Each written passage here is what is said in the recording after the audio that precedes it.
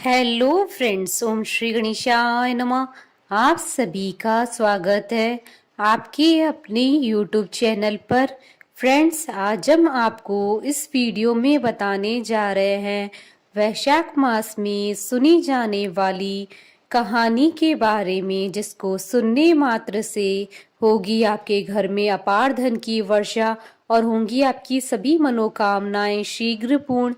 Friends, video शुरू करने से पहले आपसे रिक्वेस्ट है, अगर आप हमारे चैनल पर नए हैं और आपने अभी तक चैनल को सब्सक्राइब नहीं किया है तो प्लीज़ सब्सक्राइब कीजिएगा चैनल को।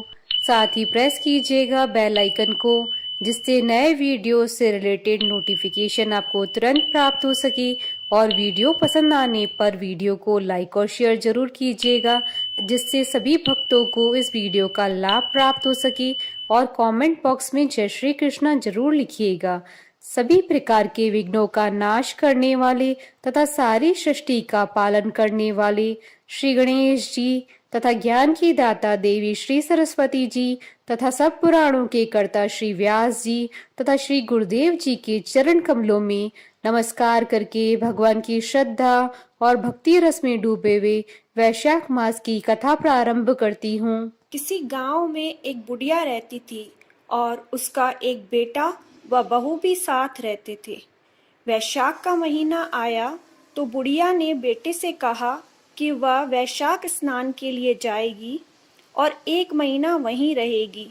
यह सुन उसके बेटे ने अपनी पत्नी से कहा कि माँ के लिए 30 लड्डू बनाकर दे दो ताकि वह पूजा पाठ कर खा सके।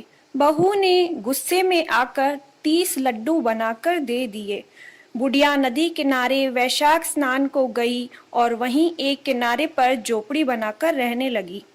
बुढ़िया रोज सवेरे उठकर स्नान करती और जैसे ही एक लड्डू निकालकर खाने लगती तो हनुमान जी बंदर के रूप में आते तो बुढ़िया वह लड्डू खुशी से उस बंदर को दे देती। इस तरह से वैशाख का पूरा महीना बीत गया और सभी 30 लड्डू हनुमान जी बंदर के रूप में खा गए। वैशाख का महीना समाप्त होने पर बुढ़िया वापस जाने को तैयार हुई तो हनुमान जी प्रकट हो गए। उन्होंने बुढ़िया की उस कुटिया की जगह एक आलीशान महल बनवा दिया। बुढ़िया का पूरा महल धन दौलत से भर गया। उसकी काया निरोगी हो गई। अन्न के भंडार से महल भर गया। इतना सब होने पर वह धूमधाम से अपने बेटे के पास गई। बुढ़िया को इतना धनी देखकर उसकी बहू ने मन में कहा कि अगले वैशाख मैं भी अपनी माँ को वैशाख स्नान के लिए भेजूंगी। और अगले वैशाख आने पर उसने अपनी माँ को वैशाख स्नान के लिए कहा। पूरे 30 लड्डू घी व बहुत सा मेवा डालकर अपनी माँ के लिए बनाकर दिए।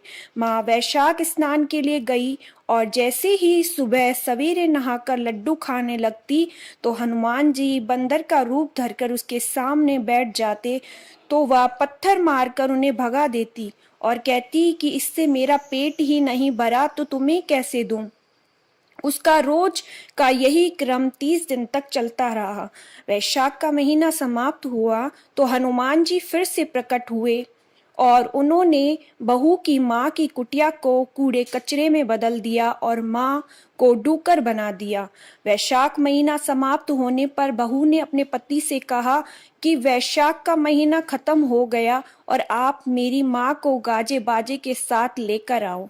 लड़का अपनी सास को गाजे बाजे के साथ लेने आ गया तो वहां देखता है कि कुटिया की जगह कूड़े का ढेर लगा है और उस पर उसकी सास डूकर बनकर बैठी है।